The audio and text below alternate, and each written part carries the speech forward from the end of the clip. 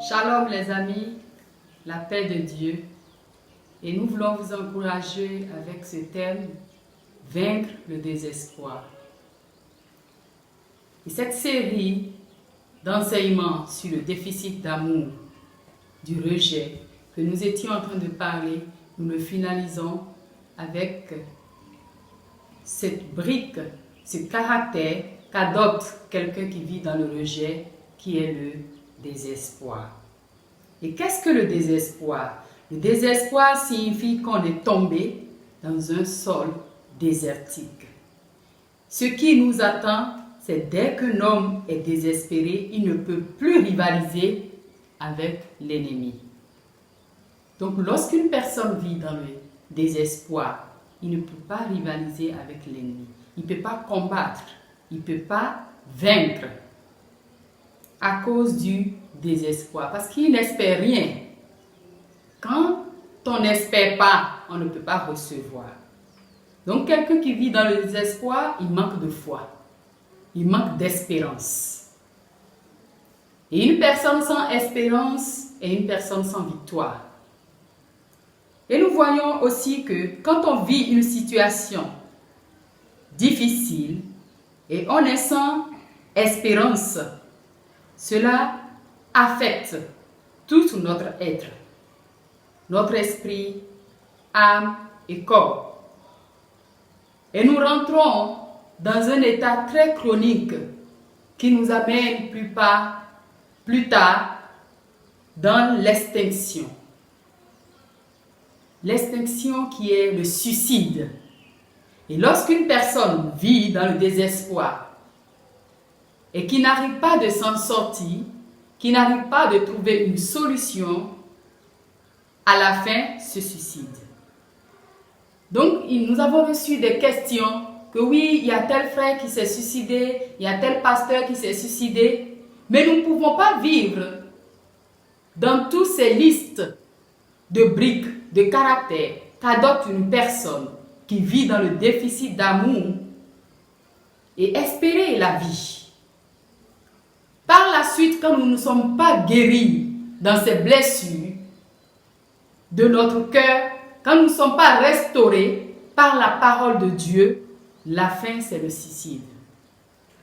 En lui, c'est la vie. En Dieu, c'est la vie.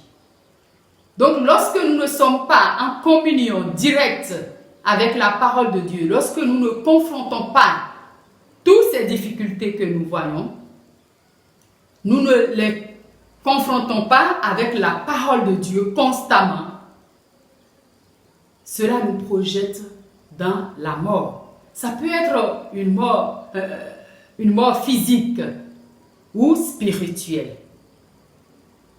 Il y a beaucoup de personnes que nous voyons, mais ils sont déjà morts spirituellement. Donc, lorsque nous ne nous débarrassons pas de ces choses, lorsque nous ne retournons pas à Dieu pour avoir une guérison intérieure, pour obtenir la restauration de ce que nous vivons dans notre vie, dans notre fort intérieur, nous finirons par tomber dans le suicide spirituel ou physique. Ça peut arriver au suicide. Il n'y a pas de carburant dans un moteur. La voiture s'arrête. Donc l'espérance, l'espoir est le carburant de notre vie. Lorsqu'une vie est sans carburant, sans espoir, c'est la mort qui s'ensuit. Donc nous ne devons pas vivre dans cet état. Le désespoir indique que quelqu'un est en train de mourir. Et Jésus est venu donner la vie et la vie en abondance. Et pour obtenir cette vie abondante, nous avons besoin d'être près de son cœur. Et nous ne pouvons pas nous éloigner de la Bible, de la parole de Dieu, pour vivre cette vie. Nous avons besoin constamment. La Bible dit, mon peuple périt faute de connaissance. Donc nous devons être amis de cette parole de Dieu qui est la Bible, pour savoir chaque jour qu'est-ce que nous avons besoin. Qu'est-ce que nous avons besoin de remplacer? Parce que chaque jour, à chaque seconde de notre vie, nous avons besoin de remplacer les vérités qui se trouvent dans la parole de Dieu pour remplacer les mensonges de l'ennemi dans notre vie, pour ne pas arriver à cet état de suicide, de mort spirituelle ou physique. Nous lisons dans Éphésiens 2, verset 16. La Bible nous dit, en mourant sur la croix, il a réuni les Juifs et les non-Juifs en un seul corps et il les a réconciliés avec Dieu par la croix et il a détruit la haine.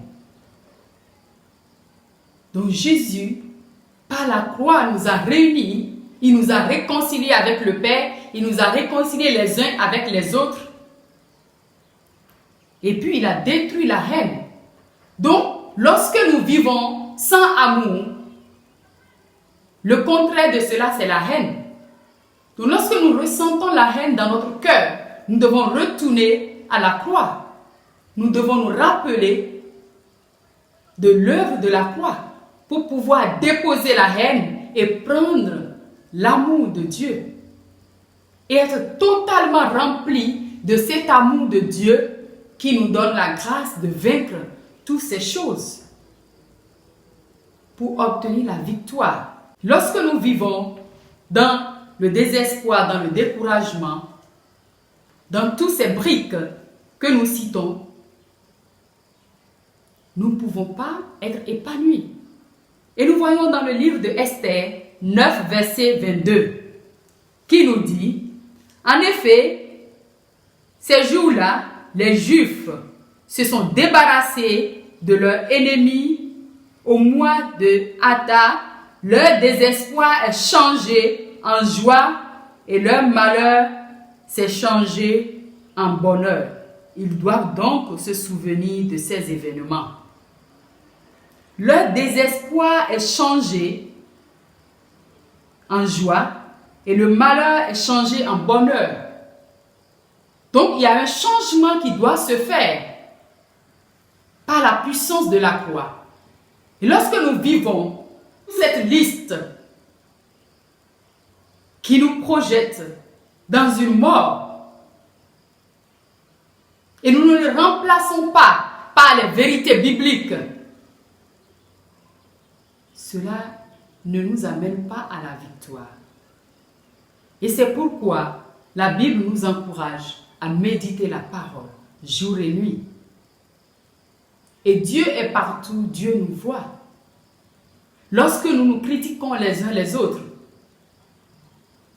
lorsque nous mettons une personne dans un état de découragement, de critique, lorsque nous dévalorisons une personne qui arrive d'adopter tous ses caractères et qui tombe dans le suicide, que ce soit physique ou spirituel, toi qui critiques les gens, toi qui décourages les gens, qui donnes des mauvaises paroles aux gens, que tu puisses réfléchir à toutes ces choses que lorsque nous vivons avec des gens et nous les mettons toujours dans le découragement, nous critiquons les gens, nous dévalorisons les gens, nous les encourageons dans le suicide.